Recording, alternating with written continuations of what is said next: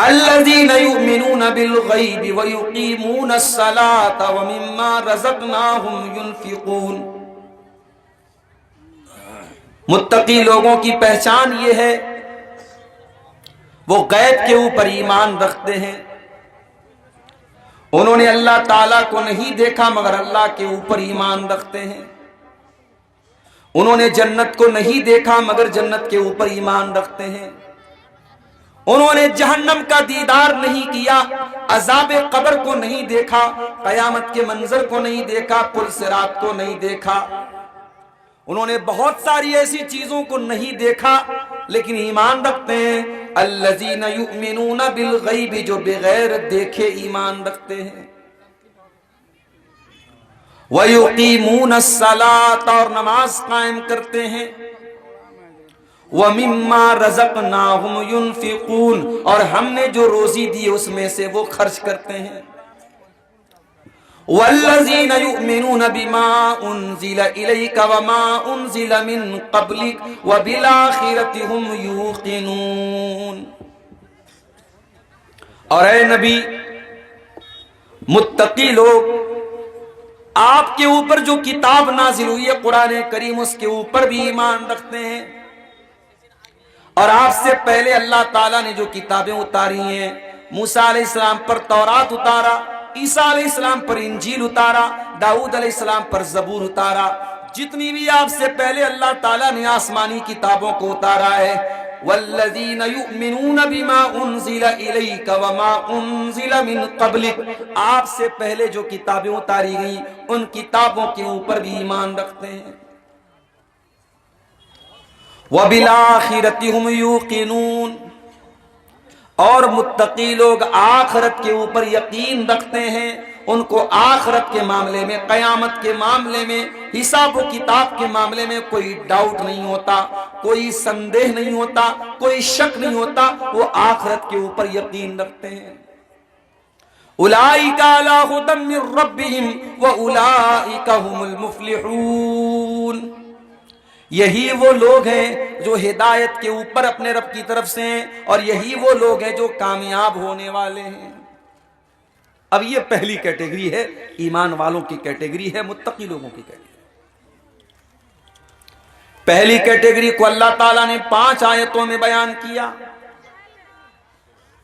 फिर दूसरी कैटेगरी का नंबर आया, फरमाया इन्नल्लज़ीना कफ़रू सवाउन अलैहिम अअन्ज़रतहुम अम लम तुनज़िरहुम ला युमिनून।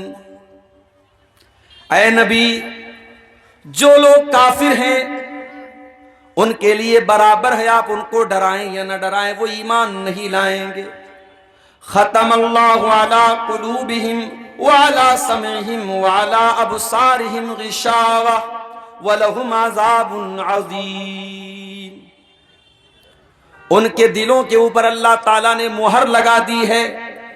उनके दिल अल्लाह ताला की हिदायत को एक्सेप्ट नहीं करेंगे, स्वीकार नहीं करेंगे। उनके कानों के ऊपर भी अल्लाह ताला ने मुहर लगा दी है। वो कुरान की आयतों को नहीं सुनेंगे, वो हक बातों को नहीं सुनेंगे। वाला अबसारिहिम गिशावा, और उनकी आंखों के सामने अल्लाह ताला ने पर्दा डाल दिया है। वो सच्चाई को देखने के बाद भी स्वीकार नहीं करेंगे, कबूल नहीं करेंगे। वलहुम अज़ाबुन अज़ीम, और उनको बहुत बड़ा अजाब लाहिक होगा, बहुत बड़ा अजाब उनको मिलेगा। मोमिनों को बयान करने के लिए अल्लाह ने 5 आयतों में बयान किया, और काफिरों के बारे में अल्लाह ताला ने 2 आयतों में बयान किया। अब उसके बाद अल्लाह ताला एक तीसरी कैटेगरी का तस्करा करता है। फरमाया वमिनन नासि मन यक़ूलु आमन्ना बिल्लाहि वमिनन नासि मन यक़ूलु आमन्ना बिल्लाहि व बिल यौमिल आखिर व मा हुम बिमुमिनीन। कुछ लोग ऐसे हैं जो ये कहते हैं कि हम अल्लाह के ऊपर ईमान लाए और कयामत के दिन के ऊपर ईमान लाए, हालांकि वो मोमिन नहीं हैं। वो मोमिन नहीं हैं। उनका इकरार तो है मुसलमान होने का, मगर हकीकत में वो मोमिन नहीं है। युखादिऊन अल्लाह वल्लज़ीना आमनू वमा यख़दऊन इल्ला अनफुसहुम वमा यशऊरून। वो ये समझते हैं कि वो अल्लाह को धोखा दे रहे हैं, वो ये समझते हैं कि वो मुसलमानों को धोखा दे रहे हैं, हालांकि वो अपने आप को धोखा दे रहे हैं। उनको पता भी नहीं, उनको एहसास भी नहीं, उनको फीलिंग भी नहीं कि वो अपने आप को धोखा दे रहे हैं। फी कुलूबिहिम मरदुन फज़ादहुमुल्लाहु मरदा, अल्लाह फरमाता उनके दिलों में निफाक की बीमारी है और उनकी बीमारी को अल्लाह ताला दिन ब दिन बढ़ाता चला जाएगा। वलहुम अज़ाबुन अलीमुन बिमा कानू यकज़िबून, और चूंकि वो अल्लाह ताला की आयतों का इनकार करते हैं, अल्लाह को झुठलाते हैं, तो उनको अल्लाह ताला बड़ा ही तकलीफ दे अजाब देगा, बड़ा ही दर्दनाक अजाब देगा। कुरान करीम के शुरू में अल्लाह ताला ने 3 कैटेगरी बयान की। मोमिनों को 5 आयतों में जिक्र किया, काफिरों को 2 आयतों में जिक्र किया, मगर मुनाफिकों का जब जिक्र आया तो अल्लाह ताला ने बड़े ही तफसील के साथ, बड़े ही डिटेल के साथ कई आयतों में उनको बयान किया। ऐसा क्यों किया अल्लाह ताला ने? ऐसा इसलिए किया ताकि दुनिया वालों को यह पता चल जाए कि सबसे खतरनाक अगर कोई कैटेगरी इंसानों में होगी तो मुनाफिकों की होगी। उन लोगों की होगी जो ऊपर से तो इस्लाम का दावा करेंगे लेकिन अंदर से वो इस्लाम के दुश्मन होंगे। ऊपर से वो कलमा भी पढ़ेंगे लेकिन अंदर से वो तौहीद का इनकार करेंगे, रिसालत का इनकार करेंगे। वो बज़ाहिर तो मोमिन होंगे, उनका ऊपर का हिस्सा तो मोमिनों के जैसा होगा, मगर दिल के एतबार से, अकीदे के एतबार से, अपने बातिन के एतबार से वो मुनाफिक होंगे, वो काफिर होंगे। और ऐसा आदमी बहुत खतरनाक होता है। एक इंसान खुल्लम खुल्ला कहता है कि मैं तुम्हारा दुश्मन हूं, तो आप होशियार हो जाते हैं कि यार ये मेरा दुश्मन है। लेकिन एक इंसान आपको अपना हमदर्द बताता है, अपना दोस्त बताता है, आपके साथ रहता है, आपकी भलाई की बात करता है, लेकिन जैसे ही आप चले जाते हैं, वइज़ा खलौ इला शयातीनिहिम कालू इन्ना माकुम, इन मुनाफिकों की आदत है, वइज़ा लकुल लज़ीना आमनू कालू आमन्ना, जब मोमिनों से मुलाकात होती है कहते हैं कि हम ईमान वाले हैं। वइज़ा खलौ इला शयातीनिहिम कालू इन्ना माकुम इन्नमा नहनु मुस्तहज़िऊन, और जब अपने काफिर साथियों के पास जाते हैं कहते हम तो मजाक कर रहे थे, हम तो हंसी मजाक कर रहे थे, हम तो हकीकत में तुम्हारे साथ हैं, हम मुसलमानों के साथ नहीं हैं। ऐसा डबल स्टैंडर्ड वाला इंसान, जिसको अगर हम थोड़ी सी सख्त जबान इस्तेमाल करें, ऐसे इंसान के मिजाज में दोगलापन पाया जाता है, दोहरा मेयार पाया जाता है। बज़ाहिर कुछ होता है, अंदर से कुछ होता है। शरीयत में ऐसे इंसान को मुनाफिक कहा जाता है। और मुनाफिक जो होता है, मुनाफिक का जो लफ्ज बना है अरबी जबान में, यह नफक से बना है। नफक बोलते सुरंग को। सुरंग कैसी होती है? सुरंग उस रास्ते को बोलते हैं जो सीक्रेट रास्ता हो। आम रास्ते को नफक नहीं बोलते, जो सीक्रेट रास्ता हो।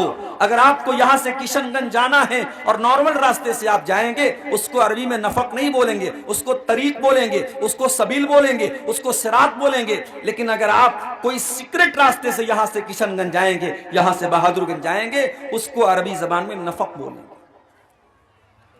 गोया ये मुनाफिक जो होता है, ये सीक्रेट रास्ता अपनाता है लोगों की हमदर्दी हासिल करने के लिए। वो ये समझता है कि मैं बहुत होशियार हूं, मैं बहुत ज़हीन हूं, मैं ऊपर से चिकनी चुपड़ी बातें कर रहा हूं और अंदर से मैं अल्लाह का दुश्मन हूं, रसूल का दुश्मन हूं, इस्लाम का दुश्मन हूं। अल्लाह को पता न चलेगा, रसूल को पता न चलेगा। कुरान में अल्लाह ने बार बार इस बात का भी जिक्र किया है। इन मुनाफिकों को याद रखना चाहिए, ये दुनिया को धोखा दे सकते हैं मगर अल्लाह ताला को कभी धोखा नहीं दे सकते। तो मुनाफिक उस धोखेबाज इंसान को कहते हैं। अरबी जबान में मुनाफिक का लफ्ज बाज़ उलमा कहते हैं कि नाफिका से बना है। नाफिका चूहे के उस बिल को बोलते हैं जो सेकेंडरी बिल होता है। चूहा जिस बिल में रहता है उस बिल में जाने का जो नॉर्मल रास्ता रहता है, उस रास्ते के अलावा एक सीक्रेट रास्ता होता है जिसमें से वो जाकर के छुप जाता है। उस रास्ते को, उस बिल के दहाने को अरबी जबान में नाफिका बोलते हैं, नाफिका। उससे मुनाफिक बना। गोया खुलासा ये हुआ कि मुनाफिक उस इंसान को कहते हैं जो धोखेबाज और मक्कार होता है, जो ऊपर से इस्लाम को जाहिर करता है और अंदर से इस्लाम का दुश्मन होता है। अब एक सवाल पैदा होता है, क्या आज के दौर में भी मुनाफिक लोग मौजूद हैं? जवाब है बिल्कुल मौजूद हैं। आज भी बहुत सारे ऐसे लोग मौजूद हैं जो इस्लाम का नाम लेते हैं, मुसलमानों का नाम लेते हैं, मगर अंदर ही अंदर वो मुसलमानों की कब्र खोदते हैं। कभी वो न्यूज चैनल के ऊपर जाकर, कभी टीवी चैनल के ऊपर जाकर, कभी किसी बड़े सियासी लीडर के पास जाकर के वो मुसलमानों के खिलाफ उल्टी सीधी बातें करते, उल्टी सीधी प्लानिंग करते हैं। और जब मुसलमानों के बीच में आते हैं तो अपने आप को बहुत बड़ा मुसलमानों का हमदर्द बोलते हैं। ऐसे मुनाफिक सिफत लोग आज भी हमारी कौम के अंदर मौजूद हैं और हर दौर में मौजूद रहे। बंगाल में कौन भूल सकता है मीर जाफर नाम के उस मनहूस इंसान को, जिसकी वजह से अंग्रेजों के खिलाफ नवाब सिराजुद्दौला को हार का मुंह देखना पड़ा। दक्कन के अंदर मीर सादिक को कौन भूल सकता है, जिसने टीपू सुल्तान को धोखा दे करके उनके पूरे खानदान को मरवाने में बहुत बड़ा किरदार अदा किया। हर दौर में मीर जाफर और मीर सादिक जैसे लोग मुसलमानों की सफ में मौजूद रहे हैं। और आज जिस मस्जिद की शहादत की हम बात कर रहे हैं मेरे प्यारे साथियों, इस मस्जिद की तारीख भी अगर आप उठा करके देखेंगे, इस मस्जिद को लेकर के हमारे देश में जो तरह तरह के मामला आता है, आप उसके पीछे की तारीख और इतिहास को जाकर के देखेंगे तो आपको बहुत सारे मकरूह चेहरे नजर आएंगे। मुसलमान कौम के जमीर का सौदा करने वाले हर दौर में मुनाफिक सिफत लोग रहे हैं मेरे। और जब बात मुनाफिक की आई है तो यह भी सुन लो, मुनाफिक दो टाइप का होता है। एक मुनाफिक वो होता है जो अकीदे के एतबार से मुनाफिक होता है, जिसके अकीदे के अंदर खराबी पाई जाती है, जो ऊपर से मुसलमान होता है लेकिन अकीदे के एतबार से काफिर होता है। अगर कोई ऐसा मुनाफिक है तो वो जहन्नम में जाने वाला है, उसका जहन्नम में जाना तय है, वो हमेशा हमेशा जहन्नम में रहने वाला है। बल्कि जहन्नम का भी जो सबसे लो ग्रेड है, सबसे निचला दर्जा है, वो मुनाफिक उस जहन्नम में जाएगा। मुनाफिक काफिर तो जहन्नम में जाएगा, मुनाफिक जहन्नम के सबसे निचले दर्जे में जाएगा। इन्नल मुनाफिकीना फिद्दरकिल अस्फली मिनन नार, बेशक मुनाफिक लोग जहन्नम के सबसे नीचे किनारे पर होंगे, सबसे नीचे के गड्ढे में होंगे। तो जो अगर मुनाफिक अकीदे के एतबार से, उसका तो काम खत्म है। लेकिन कुछ ऐसी चीजें भी शरीयत के अंदर बताई गई कि अगर कोई किसी के अंदर वो पाई जाए तो हम ये तो नहीं कह सकते वो मुनाफिक है, लेकिन ये चीजें ऐसी हैं जो मुनाफिकों की फितरत है, मुनाफिकों की आदत है, मुनाफिकों की खसलत है। अगर किसी के अंदर पाई जाए उसको डरना चाहिए कहीं वो भी मुनाफिकों में शामिल ना हो जाए। इसको बोलते हैं शरीयत में निफाक़े अमली, कि अमल के अंदर, इंसान की एक्टिविटी के अंदर, इंसान के कामों के अंदर कुछ ऐसे काम पाए जाएं जो इंसान को मुनाफिकों के रास्ते की तरफ लेके जाते हैं। आज की तकरीर में मैं ऐसी ही चंद चीजों को आपके सामने बयान करना चाहता हूं। अल्लाह के प्यारे नबी फरमाते हैं, बुखारी और मुस्लिम की रिवायत है, अरबउम मन कुन्न फीही कान मुनाफिकन खालिसन, चार चीजें अगर किसी के अंदर पाई जाएं तो वो पक्का मुनाफिक है।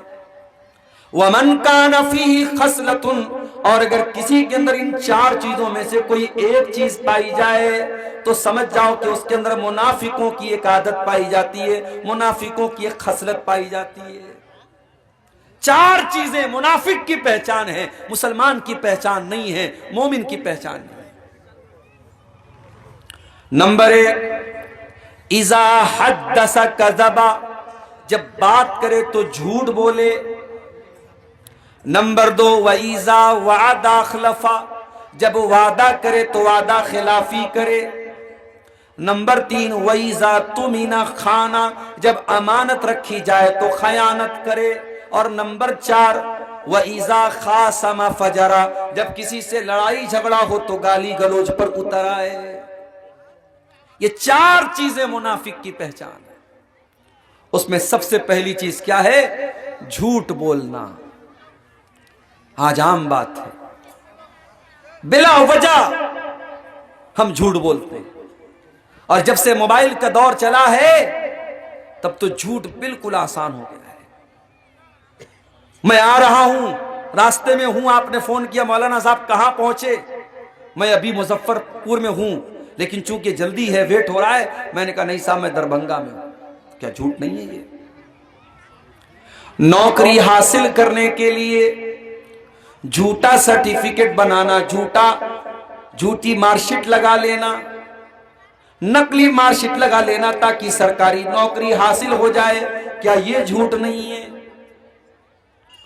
मदरसे में उस्ताद से छुट्टी लेने के लिए झूठी एप्लीकेशन लिख लेना, मेरे बाप बीमार है, मेरे दादा बीमार है, मेरी दादी बीमार है, क्या ये झूठ नहीं है?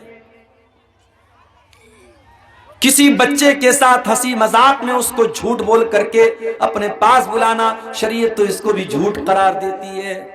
अल्लाह के प्यारे नबी फरमाते हैं अलैकुम बिस्सिद्क़ी, ऐ लोगो सच्चाई को थाम लो, फ़इन्न सिद्क़ यहदी इलल बिर्रि व इन्नल बिर्र यहदी इलल जन्ना। सच्चाई नेकी का रास्ता दिखाती है और नेकी जन्नत का रास्ता दिखाती है। व इय्याकुम वल कज़िब, और झूठ से बचो, फ़इन्नल कज़िब यहदी इलल फुजूर, इसलिए कि ये जो झूठ है ये गलत काम का रास्ता बताता है और गलत काम जहन्नम का रास्ता बताता है। तो झूठ बोलना ये मुनाफिक की सिफत है। हमेशा अपने आप को झूठ से बचाओ मेरे भाई। कुरान कहता या अय्युहल्लज़ीना आमनुत्तकुल्लाह व कूनू मअस्सादिकीन, ऐ ईमान वालो अल्लाह से डरा करो और सच्चे लोगों के साथ रहा करो। झूठ से भी बचना है और झूठों से भी बचना है। झूठे लोगों के साथ उठने बैठने वाला भी झूठा हो जाएगा, इसलिए झूठ से हमेशा अपने आप को बचाओ। लेकिन हां, अगर दो बिछड़े हुए लोगों को मिलाने का मसला आ जाए, कोई नेकी का मामला आ जाए, कोई भलाई का मामला आ जाए, और वहां अगर हमारे सच बोलने से मामला खराब हो रहा है और झूठ बोलने से मामला सही हो रहा है, तो वहां हमारी शरीयत ने झूठ बोलने की इजाजत दी है।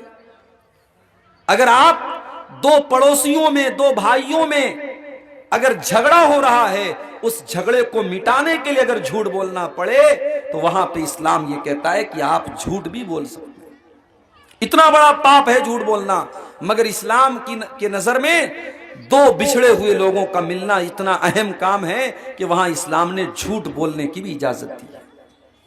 अल्लाह के प्यारे नबी फरमाते हैं लैसल कद्दाबुल्लज़ी युस्लिहु बैनन नासी औ यन्मी खैरा, अगर कोई लोगों के दरमियान सुलह कराने के लिए, मेल मिलाप कराने के लिए, लोगों के दरमियान झगड़े को खत्म करने के लिए अगर झूठ बोलता है, तो ऐसा झूठ बोलना इस्लाम में हराम नहीं है। इसी तरीके से कभी अपनी जान पर बनाए और जान बचाने के लिए झूठ बोलने के अलावा कोई रास्ता न हो, तो इस्लाम वहां पर भी आपको इजाजत देता है कि आप झूठ बोल सकते हैं। लेकिन हां, वहां पर भी आप कोशिश ये करें कि झूठ न बोलें, कोई ऐसी बात बोल दें कि जो बात झूठ भी ना हो और मेरी जान बच जाए। अल्लाह के प्यारे नबी जब हिजरत के सफर पे जा रहे थे, आपके साथ अबू बकर सिद्दीक भी जा रहे थे। पूरे मक्का में इस बात की शोहरत हो चुकी थी कि अल्लाह के प्यारे नबी मक्का छोड़ करके जा रहे हैं, और मक्का के काफिर पागल कुत्तों की तरह तलाश कर रहे थे अल्लाह के प्यारे नबी सल्लल्लाहु अलैहि वसल्लम को और अबू बकर सिद्दीक को, और दोनों को जिंदा या मुर्दा पकड़ने पर 100 ऊंटों का इनाम रखा गया था। रास्ते में एक आदमी से अबू बकर सिद्दीक की मुलाकात हो जाती है। वो आदमी काफिर था, मुसलमान नहीं था। वो अबू बकर सिद्दीक को तो पहचानता था, लेकिन अल्लाह के नबी को नहीं पहचानता था। उसने अबू बकर सिद्दीक से पूछा कि अबू बकर सिद्दीक ये कौन है? अगर अबू बकर सिद्दीक ये कह देते हैं कि अल्लाह के नबी हैं, मोहम्मद सल्लल्लाहु अलैहि वसल्लम हैं, तो आपकी जान पर खतरा आ जाएगा।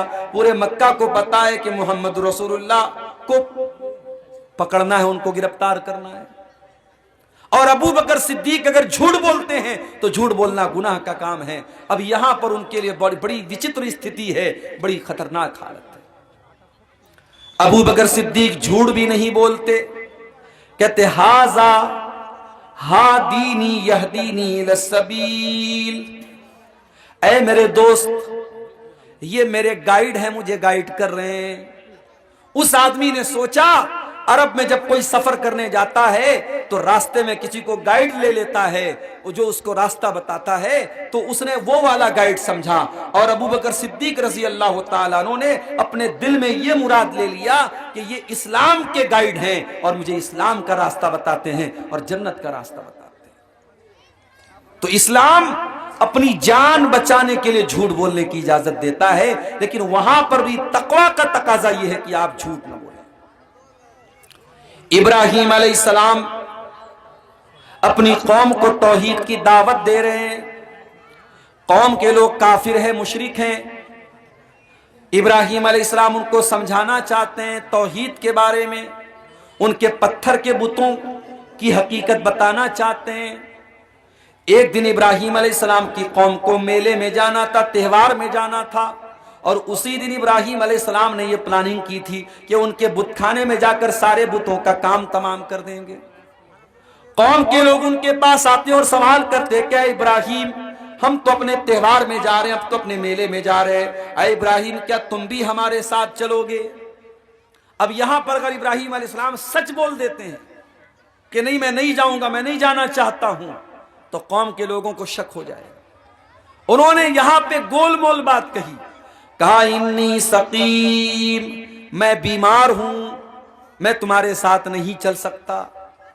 अब उन्होंने कहा कि मैं बीमार हूं, कौम के लोगों ने यह समझा कि ये बुखार होगा, सर्दी लग गई होगी, कोई और मामला होगा, इसलिए हमारे साथ ये जाना नहीं चाहते हैं। और इब्राहीम अलैहिस्सलाम अपने दिल में क्या सोच रहे हैं कि मैं तौहीद पर हूं, मैं अल्लाह के ऊपर ईमान रखता हूं, और तुम पत्थर के बुत के आगे सजदा करते हो, तुम मुशरिक हो। मैं तुम्हारे शिर्क को देखकर, तुम्हारे कुफ्र को देखकर और तुम्हारे गलत कामों को देख करके मैं बीमार हूं। तो उन्होंने झूठ भी नहीं बोला और बात को बना लिया। इसको अरबी में तौरिया बोलते हैं, जहां ऐसी स्थिति पैदा हो जाए कि झूठ बोलने के अलावा कोई चारा न हो, वहां पर भी अल्लाह के नेक बंदे झूठ नहीं बोलते बल्कि तौरिया कर देते। और आगे बढ़िए, जब कौम के लोग अपने मेले में चले गए, इब्राहीम अलैहिस्सलाम अपनी कौम के इबादत खाने में दाखिल हुए, और कुरान कहता है फजालहुम जुज़ाज़न इल्ला कबीरन लहुम, उन्होंने अपनी कौम के सारे बुतों को तोड़ डाला, जितने बुत थे सारे बुतों को तोड़ डाला, इल्ला कबीरन लहुम, सिवाय बड़े वाले बुत के, लअल्लहुम इलैहि यरजिऊन, ताकि उसी बुत की तरफ वो लोग रुजू करें। बड़े वाले को छोड़ दिया, बाकी सबको तोड़ दिया। जब कौम के लोग अपने त्योहार, अपने मेले से वापस आए और अपने इबादत खाने में जब दाखिल हुए और अपने माबूदों की ये दुर्गत देखी, कालू मन फ़अल हाज़ा बिआलिहतिना इन्नहु लमिनज़्ज़ालिमीन, कहा कि कौन है जिसने हमारे माबूदों के साथ ये सलूक किया है, वो बहुत बड़ा जालिम है। कालू समिअना फतन यज़कुरुहुम युक़ालु लहू इब्राहीम, तो कुछ लोगों ने कहा कि 18 साल का, 19 साल का, 20 साल का एक लड़का है, एक नौजवान है जिसका नाम इब्राहीम है, वही इन बुतों की बुराई करता है, उसी का काम है। मैं अपने नौजवानों से कहना चाहता हूं, 20 साल के इब्राहीम अपनी जान को खतरे में डालकर अपनी कौम को तौहीद की दावत दे रहे हैं, अपनी कौम के बुतों को तोड़ रहे हैं। मैं अपने 20 साल के नौजवान से पूछना चाहता हूं, तू क्या कर रहा है? आइए मैं जवाब देता हूं। हमारा 20 साल का नौजवान व्हाट्सएप पर लड़कियों से चैटिंग कर रहा है, इंस्टाग्राम पर बैठ करके गंदी वीडियोस देख रहा है, फ्री फायर जैसे गेम के अंदर अपनी जिंदगी बर्बाद कर रहा है, रात दिन वो बैठ करके गुटखा और खैनी खा रहा है, नशे में डूबा हुआ है, बदकारी में डूबा हुआ है, टाइम पास कर रहा है, टाइम बर्बाद कर रहा है। ये हमारी कौम की हालत है, हमारे नौजवानों की हालत है। उंगली पर गिन सकते हैं आप ऐसे नौजवानों को जो अपनी जवानी का सही इस्तेमाल करते हों, जो इब्राहीम अलैहिस्सलाम के नक्शे कदम पर चलते हों, जो अस्हाब कहफ के नक्शे कदम पर चलते हों। वरना हमारे अक्सर नौजवान अपनी जवानी को बर्बाद किए हुए हैं, अपनी जवानी को गलत कामों में लगाए हुए हैं। याद रखो मेरे नौजवान साथियों, ये जवानी अल्लाह की बहुत बड़ी नेमत है। ये जवानी दोबारा नहीं मिलेगी, ये ताकत दोबारा नहीं मिलेगी, ये एनर्जी दोबारा नहीं मिलेगी। इस इंतजार में मत रहो कि लाठी पकड़ने का टाइम आएगा तब मस्जिद में जाओगे। इस इंतजार में मत रहो जब चेहरे पर झुर्रियां पड़ जाएंगी तब तुम्हें मस्जिद का दरवाजा याद आएगा। इस बात की गारंटी नहीं है कि तुम बुढ़ापे तक जिंदा रहोगे। इस बात की गारंटी नहीं है कि तुम अपनी जवानी के खत्म होने तक दुनिया में जिंदा रहोगे। क्या नौजवानों का इंतकाल नहीं होता? क्या नौजवानों की मौत नहीं होती? क्या नौजवानों के साथ एक्सीडेंट नहीं होता? क्या नौजवान बीमार नहीं पड़ते? क्या नौजवानों के जनाजे नहीं उठाते? इब्राहीम अलैहिस्सलाम को देखो मेरे प्यारे भाइयों, इब्राहीम 18-19 साल के नौजवान हैं, अपनी कौम के बुतों को तोड़ देते हैं और कौम के लोग उनको बुलवाते हैं। बुलाया जाए इब्राहीम अलैहिस्सलाम। इब्राहीम को बुलाया गया, इब्राहीम आए। अंत फअल्त हाज़ा बिआलिहतिना या इब्राहीम, ऐ इब्राहीम क्या तेरा है ये काम? क्या तूने हमारे माबूदों के साथ ये सलूक किया है? अब यहां पर अगर इब्राहीम अलैहिस्सलाम सच बोल देते हैं तो कौम के लोग तो बड़े गुस्से में हैं। अगर सच बोल देंगे फौरन जीना हराम कर देंगे और मकसद भी पूरा नहीं होगा इब्राहीम अलैहिस्सलाम का। यहां पे इब्राहीम अलैहिस्सलाम ने सच नहीं बोला बल्कि गोल मोल बात कर दी। क़ाल बल फ़अलुहुम कबीरुहुम हाज़ा फ़स्अलूहुम इन कानू यंतिक़ून। कहा कि अरे भाई सारे बुत टूट गए, ये बड़का वाला बुत बचा है, इसी से पूछ लो, इसी ने तोड़ा होगा। कौम के लोगों ने कहा कि ऐ इब्राहीम तुम जानते हो ये बोल नहीं सकते, ये बोलने की ताकत नहीं रखते, बोलने की शक्ति नहीं है इनके अंदर। क़ाल उफ़्फ़िल लकुम वलिमा ताबुदून मिन दूनिल्लाह। कहा कि ऐ मेरी कौम के लोगों तुम्हारी अकल मारी गई है, तुम्हारी मत मारी गई है, अफसोस है तुम्हारे ऊपर। जो बोल नहीं सकता, जो नफा नहीं पहुंचा सकता, जो नुकसान नहीं पहुंचा सकता, उसके आगे हाथ जोड़ते हो, उसको माबूद मानते हो, उसको रब मानते हो। अरे कितने नादान हो, कितने पागल हो तुम लोग। जो समझाना था, जो हुज्जत कायम करना था, वो इब्राहीम अलैहिस्सलाम ने कर दिया। पता ये चला कि इस्लाम में झूठ बोलने की इजाजत है जहां जान जा रही हो, मगर ऐसे मौके पर भी अल्लाह के नेक बंदों ने अपने दामन को झूठ से बचाया है। आज हम और आप अपने गरेबान में झांके, हम कदम कदम पर झूठ बोलते हैं। मेरे प्यारे साथियों, झूठ बोलना यह मुनाफिक की पहचान है, मुनाफिक की निशानी। और आगे बढ़िए, मुनाफिक की दूसरी निशानी वईज़ा वअद अखलफ, जब वादा करे तो वादा खिलाफी करे। मुसलमान अपनी जबान का पक्का होना चाहिए, अपने वादे का पक्का होना चाहिए। वादा खिलाफी करने वाला, अपनी जबान से फिर जाने वाला, अपने आप को मुसलमान ना कहे, वो मुनाफिक की पहचान है। मुसलमान की जबान की एक वैल्यू होना चाहिए, एक अहमियत होना चाहिए। मगर आज हालात कुछ और बता रहे हैं। किशनगंज से लेकर के हैदराबाद तक मैं गया हूं, आपके नॉर्थ से लेकर के साउथ तक के इलाकों में मैं गया हूं। मुझसे कई मुसलमानों ने अपना तजर्बा और एक्सपीरियंस बताया है कि शेख साहब, मौलाना साहब, आज कारोबार के हालात ये हैं कि मुसलमान के साथ बिजनेस करने से परहेज करता है। मुसलमान के साथ कारोबार करने से डरता है, बचता है। अगर माथे के सजदे का निशान देखकर और चेहरे की भरपूर दाढ़ी देखकर और ये समझ कर कि ये बड़ा नेक इंसान है, किसी मुसलमान के साथ कारोबार शुरू किया तो ऐसा धोखा देता है, ऐसा फ्रॉड करता है और ऐसी वादा खिलाफी करता है कि मुसलमान का मुसलमान के ऊपर से विश्वास उठता चला जा रहा है। कोई दौर था, कोई जमाना था, इस देश में हमारी एक पहचान थी, हमारी जबान की एक वैल्यू थी।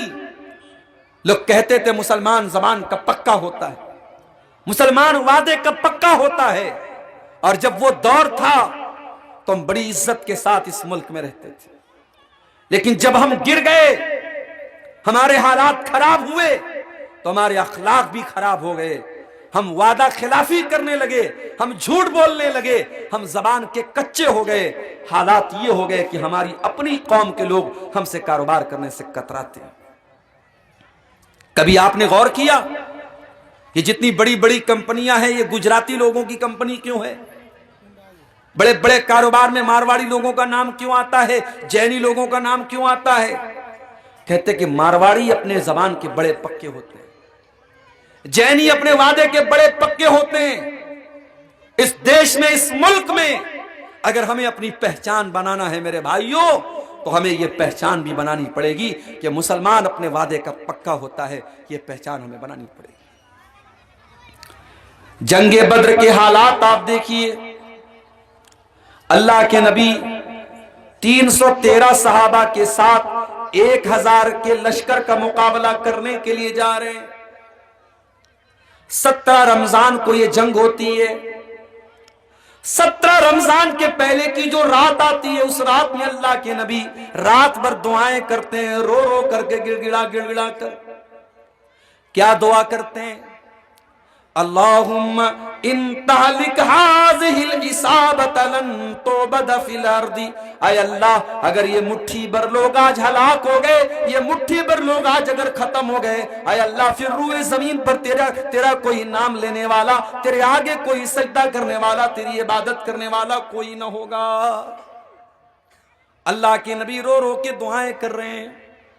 अबू बकर सिद्दीक आते और पीछे से अल्लाह के नबी को चिपक जाते हैं, चिमट जाते हैं और कहते हैं कफा का मुनाशदतु का रब्बका। अल्लाह के नबी बस कीजिए, अल्लाह ताला आपको मायूस न करेगा, अल्लाह जरूर आपकी मदद करेगा। 313 मुसलमान का मुकाबला 1000 से था, यानी अपने से 3 गुना ज्यादा लश्कर से मुकाबला करना। क्या नबी मायूस हो गए? मायूस नहीं, नबी दुआ कर रहे हैं। उन्हीं हालात में 2 सहाबी अल्लाह के नबी के पास आते हैं। अरे अल्लाह के नबी, हम आपका साथ देने के लिए आए हैं। रास्ते में हमको काफिरों ने पकड़ लिया था, गिरफ्तार कर लिया था, और जब उन्होंने हमको गिरफ्तार कर लिया तो हमको काफिरों से वादा करना पड़ा कि हम मुसलमानों का साथ नहीं देंगे, हम अल्लाह के रसूल का साथ नहीं देंगे, हम काफिरों के खिलाफ जंग में साथ नहीं देंगे। अय अल्लाह के नबी, हमने जान बचाने के लिए वादा तो कर लिया है, मगर हमें पता है कि आपको एक एक सहाबी की बड़ी जरूरत है। आपके पास सिर्फ 313 लोग हैं। अय अल्लाह के नबी, अगर हम 2 मिल जाएंगे तो 315 हो जाएंगे, हमको अपने साथ शामिल कर दीजिए। नबी ने क्या जवाब दिया? अल्लाह के नबी ने कहा नहीं, तुम वादा करके आए हो और मोहम्मदुर रसूलुल्लाह वादे का लिहाज करने वाले इंसान हैं, मैं वादा खिलाफी नहीं कर सकता। जाओ, मुझे नहीं चाहिए 315, मैं 313 के साथ जंग करूंगा। तुम वापस जा सकते हो। मोहम्मदुर रसूलुल्लाह किसी के वादा करने के बाद वादा खिलाफी नहीं करेंगे।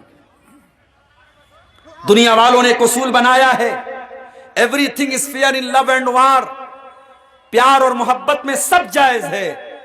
माफ कीजिए, इस्लाम के अंदर ये उसूल बिल्कुल गलत है। न प्यार में सब जायज है, न जंग में सब जायज है। ये जितने जिनाकारी और बदकारी और बेहयाई के काम हो रहे हैं, ये सब प्यार और मोहब्बत ही के नाम पे तो हो रहे हैं। अपनी महबूबा के 32-32 टुकड़े करके फ्रिज में डालने वाला, अपनी महबूबा के चेहरे पर तेजाब डाल देने वाला, अपनी महबूबा के बदन के टुकड़े टुकड़े कर देने वाला भी अपने आप को आशिक बोलता है और मोहब्बत करने वाला बोलता है। मेरे भाइयों, मोहब्बत ये नहीं है, इसको दुनिया मोहब्बत कह रही है। ये मोहब्बत नहीं है जिसमें इंसान नाजायज रास्ता अपनाता है।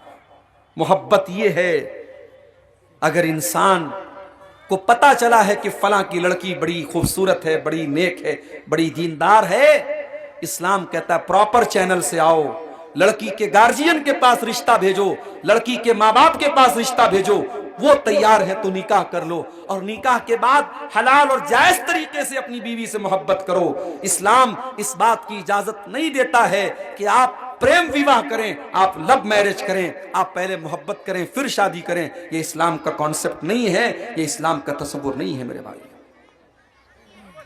आज हमारे यहां प्यार और मोहब्बत के नाम पे क्या क्या हो रहा है। और जंग के मैदान में इस्राइल फलस्तीन के खिलाफ जंग छेड़े हुए है, और ये दुनिया, इसको कुत्ता भी अगर दुनिया में कहीं मरता है तो कुत्ते के मरने पर भी बड़ा बवाल होता है।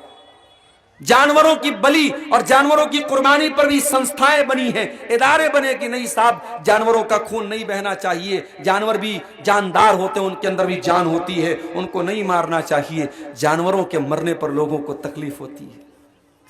लेकिन उसी फलस्तीन के गजा शहर में दूध पीते बच्चों को मारा जा रहा है, बम धमाके हो रहे हैं, ड्रोन हमले हो रहे हैं, और छोटे छोटे बच्चों को मारा जा रहा है। माओ की गोद से बच्चों को मारा जा रहा है। शौहर के सामने बीवी का रेप किया जा रहा है। लेकिन दुनिया के कानों पर जूं नहीं रेंगती, दुनिया को कोई फर्क नहीं पड़ता है। मेरे प्यारे साथियों, मोहम्मद रसूलुल्लाह सल्लल्लाहु अलैहि वसल्लम ने जंग के मैदान के भी आदाब बताए हैं। जब आप जंग के मैदान में किसी लश्कर को भेजा करते थे तो आप ये हुक्म दिया करते थे, ला तक़्तुलू वलीदन, खबरदार किसी बच्चे को कत्ल मत करना, किसी बूढ़े इंसान को जो जंग के मैदान में नहीं लड़ने के लायक है उस बूढ़े को कत्ल न करना, किसी पेड़ को आग न लगाना, किसी की इबादत गाह के ऊपर हमला न करना, इबादत गाह के ऊपर हमला न करना। बात आई है तो सुन लीजिए। इसी भारत की सरजमीन पर एक ऐसी मस्जिद जो 1527 ईस्वी को बनी थी, और इस मस्जिद के बनने के बाद 300 सालों तक कभी उस मस्जिद को लेकर के कोई झगड़ा नहीं। मुगल दौर में बड़े बड़े हमारे हिंदू भाइयों के रहनुमा आए, उसी दौर में तुलसीदास जी ने रामचरितमानस लिखी, उसी दौर में बहुत बड़े बड़े हमारे हिंदू भाइयों के गुरु आए। किसी ने भी अपनी किताब में कहीं पर भी जिक्र नहीं किया कि श्री रामचंद्र जी की पैदाइश की जगह को तोड़ करके मस्जिद कायम हुई। लेकिन एक झूठ कहा गया हिंदू मुसलमान को आपस में लड़ाने के लिए और मुल्क का माहौल खराब करने के लिए। बाबरी मस्जिद 1527 में बनती है और 1838 गालिबन, अगर मेरी याददाश्त धोखा नहीं दे रही है, तो पहली मर्तबा बाबरी मस्जिद को लेकर के जो झगड़ा खड़ा होता है वो 1838 में होता है, यानी बाबरी मस्जिद के बनने के 300 साल के बाद। और फिर इसी दुनिया ने देखा कि इसी मुल्क में सेकुलरिज्म और कानून की आंखों में धूल झोंकते हुए 6 दिसंबर 1992 को मस्जिद गिरा दी गई, और 10 नवंबर 2019 को भारत की सुप्रीम कोर्ट का फैसला आया कि इस बात के कोई साक्ष्य और प्रूफ तो नहीं है कि वहां पर किसी मंदिर को तोड़ करके मस्जिद बनाया गया था, मगर चूंकि भारत की बहुसंख्यक आबादी की आस्था उससे जुड़ी हुई है, लिहाजा वो जगह मंदिर बनाने के लिए दे दी जाए और वहां से दूर एक मकाम पर मुसलमानों को मस्जिद की जगह दे दी जाए। इस फैसले को सुनने के बाद दुनिया में भारत के इंसाफ और भारत की अदालत का बड़ा मजाक भी बना था।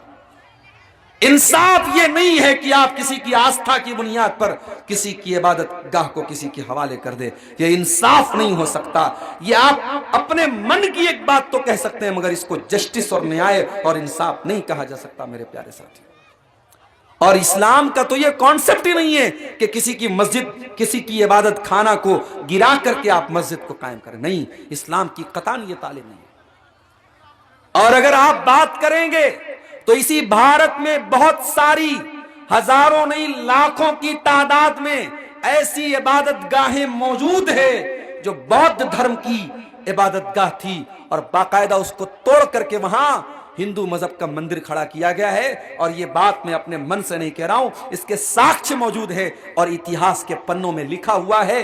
और आप देख लें, एक पूरी 1000 साल की तारीख मौजूद है।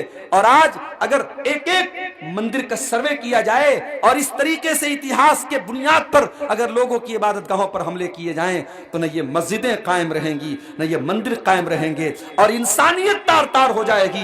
मेरे प्यारे साथियों, हम ये चाहते हैं कि जो इबादतगाह जहां है, इस मुल्क में लाखों मंदिर हैं, वो मंदिर अपनी जगह मंदिर रहें। इस मुल्क में हजारों मस्जिदें हैं, मस्जिदें अपनी जगह रहें। इनको बुनियाद बनाकर इंसानियत को न तोड़ा जाए, मानवता को तार तार न किया जाए, इंसान की इंसानियत को खत्म न किया जाए, मानव की मानवता को खत्म न किया जाए। अल्लाह के नबी जंग के मैदान में भेज रहे हैं, कह रहे खबरदार, किसी की इबादतगाह के ऊपर हमला मत करना, किसी के पूजा स्थल को मत तोड़ना, किसी के उपासना स्थल को मत तोड़ना, किसी के वर्शिप प्लेस को मत तोड़ना। उसके बाद अल्लाह के नबी फरमाते हैं, किसी पेड़ को आग न लगाना, किसी बच्चे को कत्ल न करना, किसी को धोखा न देना, गद्दारी न करना, खयानत न करना। जंग के मैदान में भी अल्लाह के नबी ये उसूल बता रहे हैं। पता ये चला, न प्यार में सब जायज है, न जंग में सब जायज है। तो मेरे अजीजों, जंग बद्र में अल्लाह के नबी ने उन 2 सहाबा को वापस कर दिया। कहा नहीं, हमने वादा कर लिया है, हम वादा खिलाफी नहीं कर सकते। वईजा वादा खलब, जब वादा करे तो वादा खिलाफी करे, ये मुनाफिक की पहचान है। और मुनाफिक की तीसरी पहचान, वईजा तुमीना खाना, जब अमानत रखी जाए तो अमानत में खयानत करे। अमानत का मतलब क्या होता है? हमें और आपको यह समझ में आता है कि मौलवी साहब, अगर हमने मदरसे का पैसा आपको दिया, 1000 रुपये दिया, 5000 रुपये दिया, 10,000 रुपये दिया, तो अमानत का तकाजा यह है कि नोट भी वही नोट हो जो हमने दिया है। अगर आपने हमको 5000 रुपये दिए हैं किसी नोट की शक्ल में, तो अमानत का तकाजा यह है कि नोट भी मैं अपनी मन से, अपनी मर्जी से चेंज न करूं, उस नोट को भी जब मदरसे में मैं जमा करूं तो वही सेम नोट जमा करूं। अमानत इसको बोलते हैं। ठीक है, अमानत का एक मतलब तो यह है, लेकिन अमानत का एक और मतलब है मेरे भाइयों, जिम्मेदारी को भी अमानत बोलते हैं। आपके सर के ऊपर, आपके कंधे के ऊपर जो जिम्मेदारी डाली जाए वो भी आपके ऊपर अमानत है। आप एक मदरसे में टीचर हैं, बच्चों को पढ़ाना ये आपके ऊपर अमानत है। आप मस्जिद के इमाम हैं, 5 टाइम की नमाज आपको पढ़ाना है, ये अमानत है आपके ऊपर। आप गांव के मुखिया हैं, गांव के सिस्टम को बेहतरीन तरीके से चलाना ये आपके सर के ऊपर एक अमानत है। आप अपने इलाके के विधायक, MP, MLA हैं, उस इलाके की जनता के भलाई के काम करना ये आपके सर के ऊपर एक अमानत है। और आगे बढ़ो, आप बच्चों के बाप हैं, एक औरत बच्चियों की मां है, बेटियों की मां है। मां के ऊपर यह अमानत है कि अपनी बच्चियों को कैसे पाल रही है, बाप के ऊपर अमानत है अपने बच्चों को कैसे पाल रहा है। माफ करना मेरे भाइयों, आज इस पर तो तकरीर होती है कि मां के पैरों के नीचे जन्नत है, इस पर तो बयान होता है कि बाप जन्नत का दरवाजा है, इस पर तो तकरीर होती है कि माँ बाप को रुलाने वाला जन्नत में नहीं जाएगा। मगर इस पर बहुत कम बात होती है कि बहुत सारे माँ बाप भी ऐसे होते हैं जो बच्चों के साथ नाइंसाफी करते हैं, जो बच्चों का हक मार लेते हैं। मैं आपको बताऊं, जब आप शादी करने के लिए रिश्ता देखते हैं, शरीयत ये कहती है रिश्ता भी आप जब देखने जाएं तो नेक औरत का इंतखाब करें, ताकि आपके होने वाले बच्चों को नेक मां मिले, अच्छी मां मिले। इसी बिहार में एक जगह में गया, छपरा में, एक नौजवान से मुलाकात हुई। वो नौजवान दीन से बिल्कुल दूर था, उलमा को जानता तक नहीं था, कभी कोई बयान नहीं सुनता था, कोई तकरीर नहीं सुनता था, मस्जिद से कोई ताल्लुक नहीं, मदरसे से कोई ताल्लुक नहीं। उसने नेपाल की एक लड़की से शादी की। छपरा से आगे नेपाल बॉर्डर भी शुरू होती है, नेपाल की एक लड़की से उसने शादी की। और वो लड़की आलिमा थी, दीनदार थी, नमाजी थी, तहज्जुद गुजार थी। जब वो लड़की उस आदमी की बीवी बनकर के घर में आई, उस लड़की ने उस आदमी को बिल्कुल चेंज कर दिया। जो इंसान कल तक एक टाइम की नमाज नहीं पढ़ता था, आज 5 टाइम का नमाजी भी है और रात में तहज्जुद भी पढ़ता है। सर्दी के मौसम में भी फजर की नमाज वो जमात से पढ़ता है। जो कल तक उलमा को नहीं जानता था, आज छपरा के इलाके में अब्दुल गफ्फार साहब का प्रोग्राम हो या सनाउल्लाह मदनी साहब का प्रोग्राम हो या मुंबई से या कहीं से भी कोई आलिम आता है, वो नौजवान फोन करके कहता है मौलाना मैं आपको अपने घर में खाना खिलाना चाहता हूं, आपकी मेहमान नवाजी करना चाहता हूं। एक नेक और दीनदार औरत आपको चेंज कर सकती है, आपको बदल सकती है। मेरे भाई, अगर आप अपने होने वाले बच्चों की भलाई चाहते हैं, अपने होने वाले बच्चों के लिए एक नेक और दीनदार मां लेकर के आइए। जब रिश्ता कीजिए तो दीनदारी को देखिए।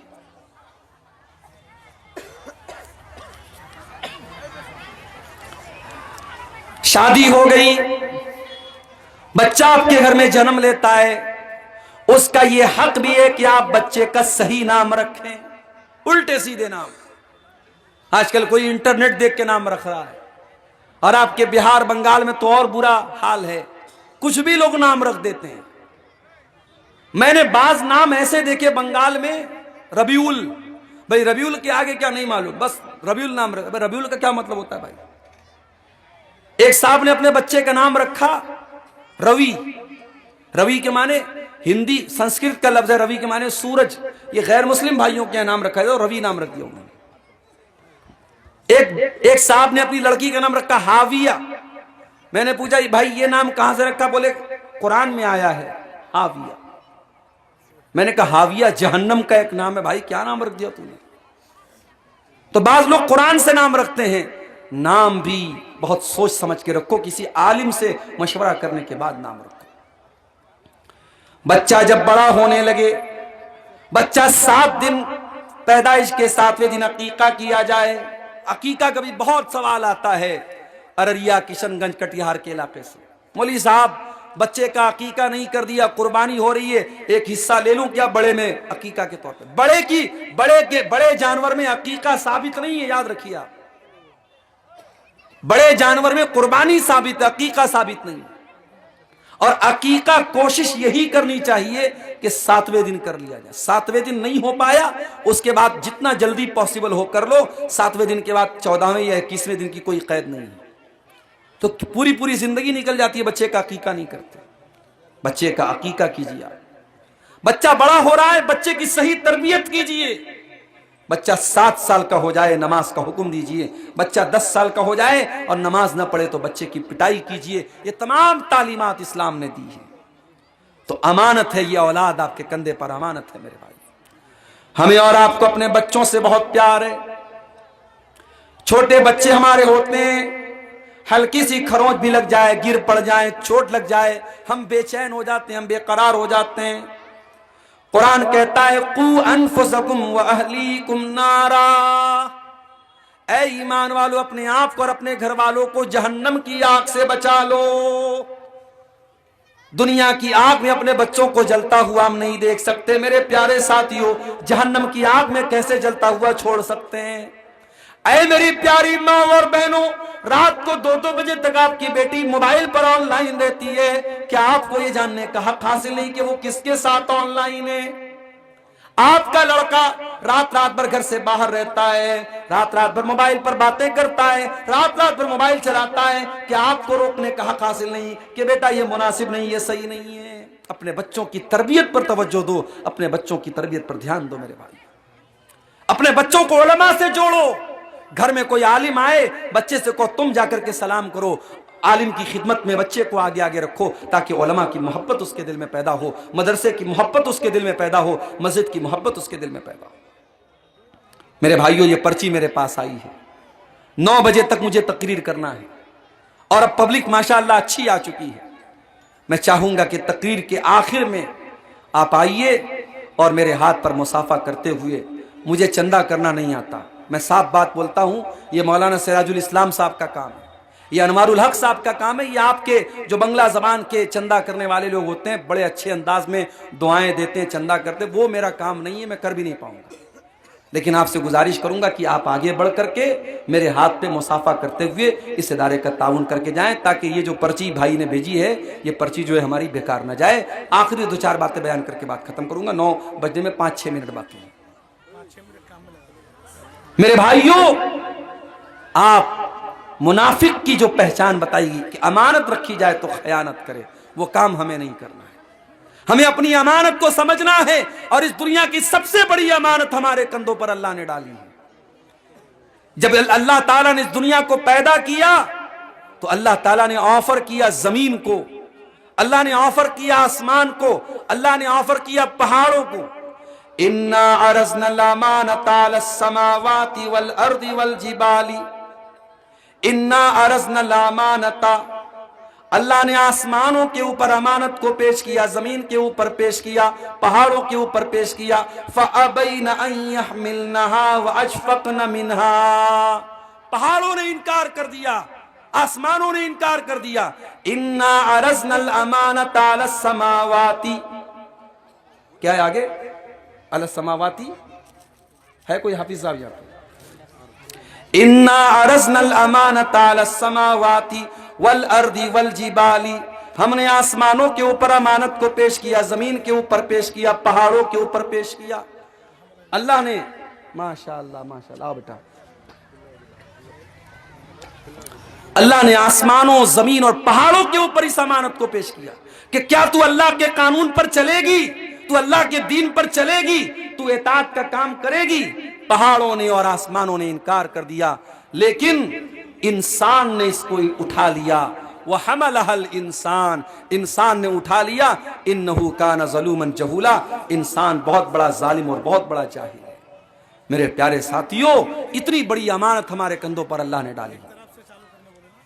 जज़ाकल्लाह खैर, शुक्रिया। अल्लाह आप सबके लोगों के ताउन को कबूल फरमाए। मेरे प्यारे साथियों, आइए हम दुआ करें, हम दुआ करें कि अल्लाह ताला हमें मुनाफिकों की इस पहचान से अल्लाह महफूज रखे। हम वादा करें तो वादा को पूरा करने वाले बने, हम बात करें तो सच बोलें, हम अमानत में खयानत न करें, हम बातचीत करें तो गाली गलौज पर हम न उतरें, अपनी जबान की हिफाजत करें। मुनाफिक की एक पहचान ये भी बताई अल्लाह ने, वइज़ा कामू इलस सलाति कामू कुसाला, कि मुनाफिक जब नमाज का टाइम होता है बड़ी मुश्किल से खड़ा होता है।